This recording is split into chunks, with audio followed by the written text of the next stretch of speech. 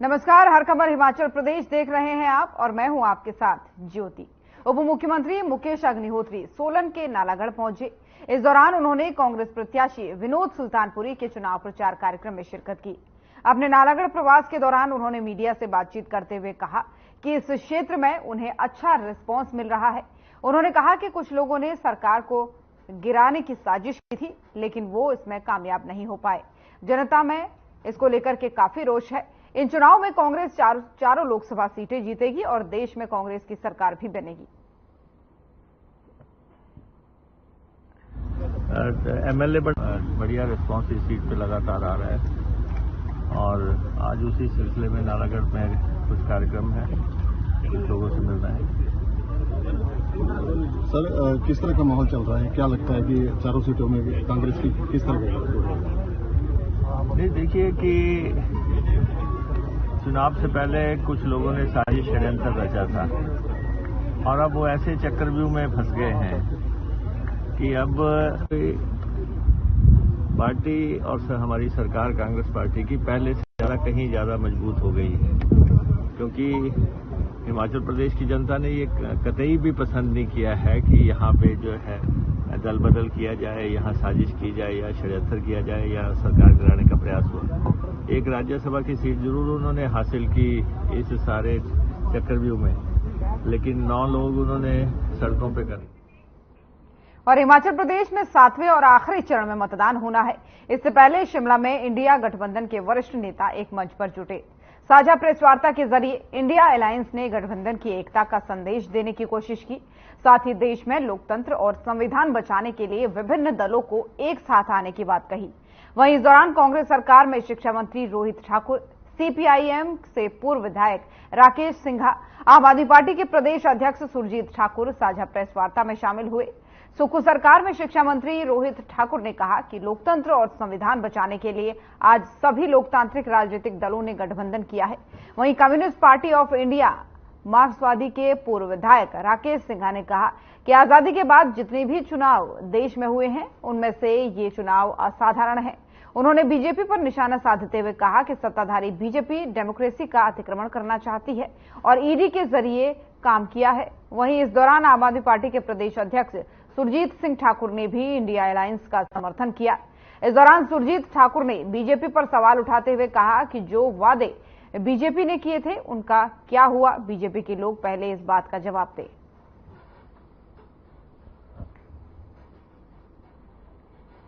राष्ट्रीय स्तर पर हमारी प्रोग्रेसिव, प्रगतिशील, डेमोक्रेटिक और सेक्युलर पार्टीज ने जो एक अलायंस बनाया है और उसी क्रम में हमारे प्रदेश में भी जिस सोच के साथ, क्योंकि 24 का चुनाव बहुत ही महत्वपूर्ण चुनाव है, भारतवर्ष की आने वाले समय की दिशा और दशा क्या होगी इस चुनाव में निर्भर है। चाहे हम लोकतंत्र को बचाने के लिए भी इस चुनाव की अपनी महत्वता है, संविधान को बचाने के लिए भी इस चुनाव की अपनी महत्वता है, यहां तक संघीय ढांचा आने वाले समय में भी हमारा राष्ट्र का सुरक्षित रहे।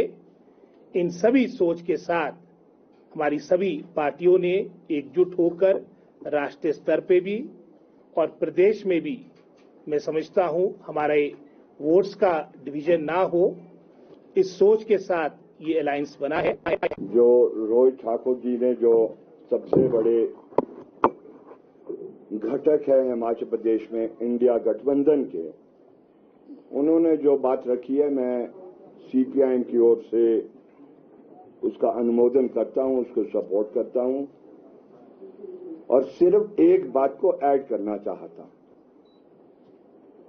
आजादी के बाद जितने भी चुनाव हुए हैं, हम समझते हैं और हम उसको असेस करते हैं कि ये साधारण चुनाव नहीं है, असाधारण,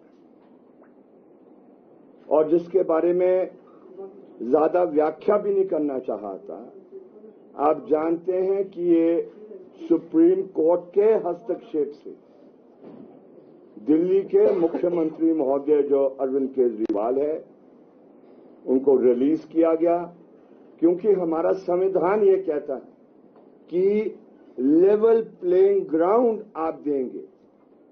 जो जनमत पार्लियामेंट के लिए हो रहा है उससे बड़ी डेमोक्रेसी नहीं हो सकती है। क्योंकि आजकल एक नया चलन चला है और बड़ा ट्रेंडिंग में भी है गारंटी शब्द। गारंटी शब्द के बारे में हर एक पार्टी जो है अपना अपना व्याख्यान दे रही है और बता रही है कि हमारी गारंटी है कि हिंदुस्तान की जनता को आने वाले समय में हम क्या सिस्टम देने वाले हैं। तो मैं भारतीय जनता पार्टी और मोदी जी से पूछना चाहता हूं कि आपने जो पूर्व में गारंटियां दी थी उन गारंटियों का क्या हुआ। तीसरे बार मैं आपके माध्यम से हिमाचल प्रदेश की जनता को बताना चाहता हूं कि वो गारंटियां मोदी जी पहले भी दे चुके हैं, क्या वो गारंटियां पूरी हुई है जो आने वाले समय में उनकी गारंटी पूरी होगी। तो मैं बताना चाहता हूं, आपसे पूछना चाहता हूं, आप मुझे जवाब देंगे हमारे हिमाचल प्रदेश के 78 लाख जो जनता है उनकी ओर से बुलेट ट्रेन चलाएंगे, चली क्या 2 करोड़ रोजगार हर साल दिलवाएंगे, मिले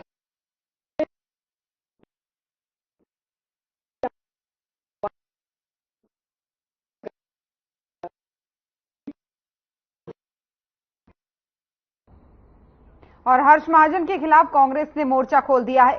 कांग्रेस प्रदेश प्रवक्ता प्रेम कौशल ने हर्ष महाजन पर तीखा हमला बोलते हुए कहा कि हर्ष महाजन मैच फिक्सिंग करवाने वाले ब्रोकर की भूमिका निभा रहे हैं। महाजन प्रदेश की राजनीति में खलनायक हैं। इस दौरान कांग्रेस प्रवक्ता ने नेता प्रतिपक्ष जयराम ठाकुर पर भी निशाना साध लिया। नेता प्रतिपक्ष पर हमला बोलते हुए प्रेम कौशल ने कहा कि प्रदेश की जनता के जयराम ठाकुर अपराधी हैं। जयराम ठाकुर मंडी की राजनीति में बुरी तरह से फंस गए हैं और इन चुनावों के बाद जयराम ठाकुर नेता प्रतिपक्ष भी नहीं रहेंगे। प्रेम कौशल ने कहा कि हर्ष महाजन की राजनीतिक परवरिश कांग्रेस पार्टी ने की है। उन्हें तमाम बड़े पदों पर काम करने का कांग्रेस पार्टी ने मौका दिया, लेकिन आज कांग्रेस छोड़कर जाने के बाद से उनका गैर जिम्मेदाराना बयान जो है सामने आ रहा है। कुछ लोग जो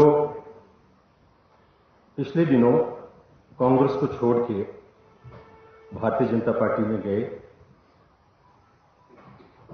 आज भारतीय जनता पार्टी में जाकर कांग्रेस पार्टी के विषय में कई तरह के बयान और कई तरह की मीडिया के माध्यम से चर्चाएं कर रहे हैं, जिनमें मुख्यतः मैं बात करना चाहूंगा हर्ष महाजन जी की। हर्ष महाजन जी ने एक मीडिया चैनल को इंटरव्यू दिया और पत्रकार वार्ताओं में भी अलग अलग चैनल्स के माध्यम से भी कांग्रेस पार्टी को लेकर और कांग्रेस पार्टी की लीडरशिप को लेकर और हिमाचल प्रदेश की सरकार और प्रदेश के मुख्यमंत्री को लेकर कई तरह की बातें उन्होंने पिछले दिनों में कही हैं। और ये मैं समझता हूं कि बहुत एक दुर्भाग्यपूर्ण पहलू है कि एक व्यक्ति जिसका राजनीतिक परवरिश, राजनीतिक पालन पोषण कांग्रेस पार्टी ने किया। कांग्रेस पार्टी देश की जनता के दिलों में रहती है। कांग्रेस पार्टी एक विचारधारा है जिसको खत्म करने। और हिमाचल में मतदान से पहले इंडिया गठबंधन ने एक साथ चुनावी हुंकार भरी है। इसको लेकर के अब बीजेपी ने भी अपनी प्रतिक्रिया दे दी है। मीडिया से बातचीत में बीजेपी प्रदेश प्रवक्ता महेंद्र धर्माणी ने कांग्रेस और इंडिया गठबंधन के दूसरे दलों पर निशाना साधा है। आज कांग्रेस के नेतृत्व में इंडी गठबंधन के माध्यम से जो बयान जारी हुआ है, भारतीय जनता पार्टी का ये स्पष्ट मत है कि देश के भ्रष्ट और सनातन विरोधी ताकतें इकट्ठा होकर के अपने वजूद को बचाने का, अपने राजनीतिक अस्तित्व को बचाने का अंतिम प्रयास कर रहे हैं। कांग्रेस का ये अपवित्र और ठग गठबंधन जिस प्रकार से देश की जनता को गुमराह करने का प्रयास। और भारतीय जनता पार्टी के प्रदेश सह मीडिया प्रभारी और मीडिया पैनलिस्ट अंकुश दत्त शर्मा ने कांग्रेस पर जमकर हमला बोला है। अंकुश दत्त शर्मा ने जारी एक प्रेस विज्ञप्ति में कहा कि कांग्रेस ने भगवान राम के अस्तित्व और भारतीय सेवा के पराक्रम पर सवाल उठाए हैं। हमीरपुर लोकसभा क्षेत्र की जनता मोदी की गारंटी और अनुराग की सेवा पर मोहर लगाने का पूरा मन बना चुकी है और हमीरपुर की लोकसभा क्षेत्र में कांग्रेस ने जो बलि का बकरा सतपाल रायजादा जो कांग्रेस के प्रत्याशी हैं उनको बनाया है, क्योंकि कांग्रेस के कोई भी बड़े नेता ये चुनाव लड़ने को बिल्कुल भी तैयार नहीं थे। बड़ी मुश्किल से कांग्रेस ने ढूंढ के प्रत्याशी सतपाल रायजादा जी को बनाया है, जो कहीं पे भी अनुराग जी की सेवा और मोदी की गारंटी के आगे टिकटे नहीं दिखाई दे रहे हैं। कांग्रेस वह पार्टी है जिसने देश के अंदर न केवल भगवान श्री राम के अस्तित्व को नकारा, उनका विरोध किया, बल्कि भारतीय सेना के पराक्रम पर सवाल उठाने का काम कांग्रेस ने किया था। और अगर देखा जाए तो कांग्रेस ने केवल यही नहीं किया, अयोध्या की राम जन्मभूमि के ऊपर भव्य राम मंदिर निर्माण करने का भी कांग्रेस ने विरोध किया था।